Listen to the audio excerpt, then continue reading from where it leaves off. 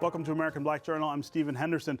For the past 5 years, Wayne County Prosecutor Kim Worthy has led the effort to get more than 11,000 abandoned Detroit rape kits processed. Thanks to financial donations from across the country, that number now stands at just over 1,000. Now, a coalition of black women's groups is working to raise the remaining money. They call themselves the African American 490 Challenge. That's because that's how much it costs to process a single rape kit, $490.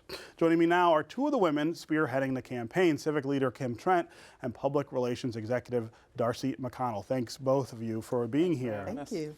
This is one of the sadder stories in our region, in my opinion, the 11,000 rape kits that did not get tested. At the same time, I feel like we've rallied and produced a lot of good news about people working together, about awareness, about trying to prevent this from happening again, but then raising money to try to make sure that all of these kits get tested and that people get their day in court. This is yet another example of that, Kim.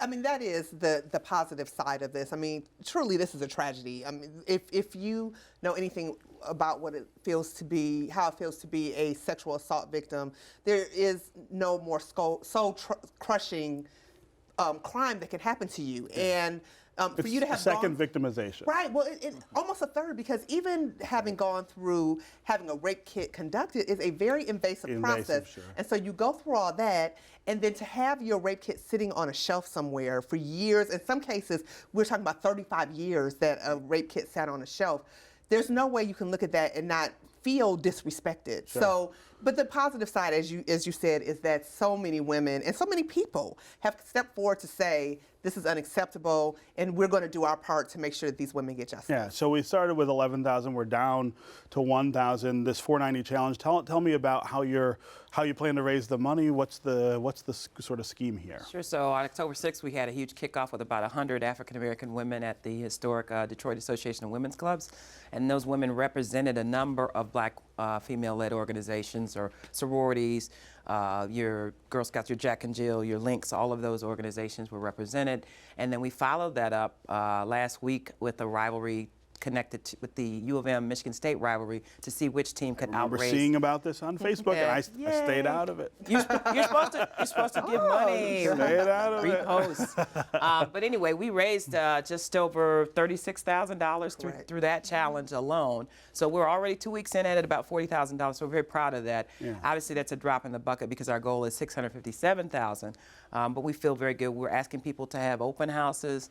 We're asking people to sign on to speak up. Yeah. And so we're building a very deep bench of folks to speak up and speak out. Yeah, I would think that the hope here is that not just raising awareness, but changing attitudes about this, and not just among people in the public, but in the police department. And that's where we really have a problem with some of these kids. Well, your colleague Nancy Cafford did such an excellent column just about the culture that existed that allowed this to happen. Right. And so we think this is a moment not only to coalesce around making sure that these victims get justice, but to change attitudes about sexual assault.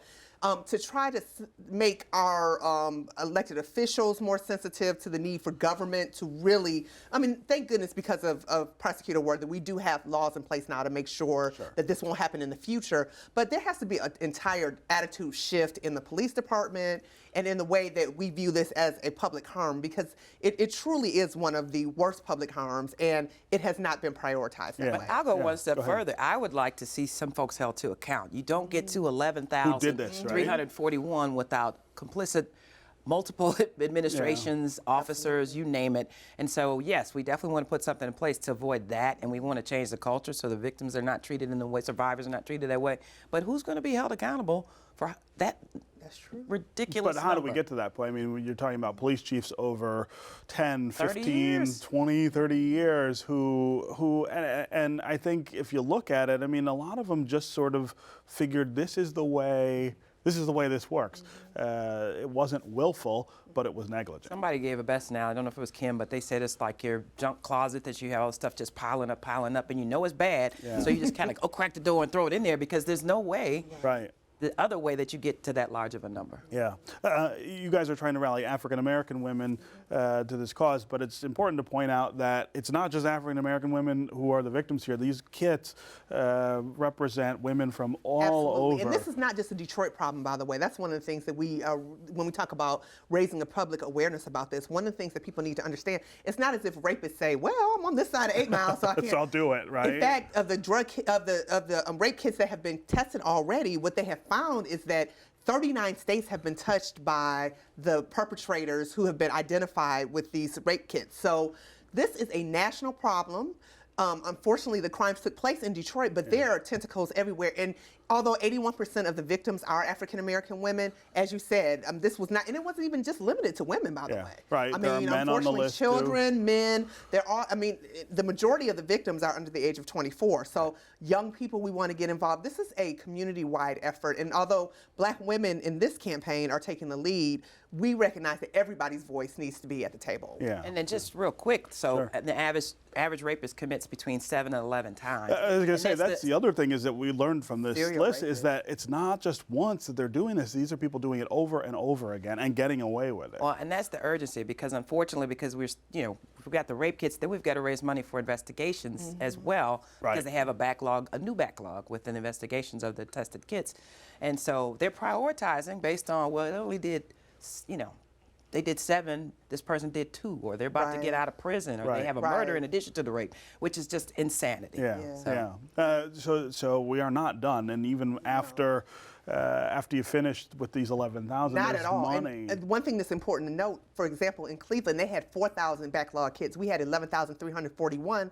They have 35 investigators. We have 12. We have 12, yeah. So I know. there is a lot of work that still needs to be done. And even after we raise the money to process these kits, it's very important that people know we still need to raise a significant amount of money to make Correct. sure that they get investigated and prosecuted. Yeah, Right. yeah. And it's the 490 challenge. That's how much it costs for one rape kit. But obviously, you'll take any amount that Oh yeah, people we can have give. cool things like $10 Tuesdays. People want to just give $10.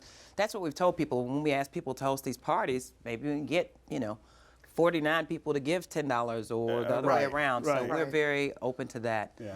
And so And it's I'm exciting. sure Prosecutor Worthy is very Oh man, grateful she was for our the quarterback effort. for this I rivalry know. She was challenge. really serious about She it, was too. quoting Vince Lombardi emails to us. I heard about this. For real, I heard like, she about was this. I serious. was Yeah. like, She you was know, not trying to lose. that's right. And And she did. went we up should against Jamil Hill, who was known, Right. as, slacker when it comes Right. to trash talk. But We should be she got her clear. own. We should be clear who won the challenge. It was the University of Michigan. Right, The but the- victor. the Yeah, she real- won something that day. That's right. Didn't We even won go one to thing. stage. Yeah. Why she's Well, talking. Listen. But no, the real winners obviously are the the- people that will benefit. There no was doubt about it. Peg Talent, who was at the Michigan Women Foundation, told us on the day of the press conference.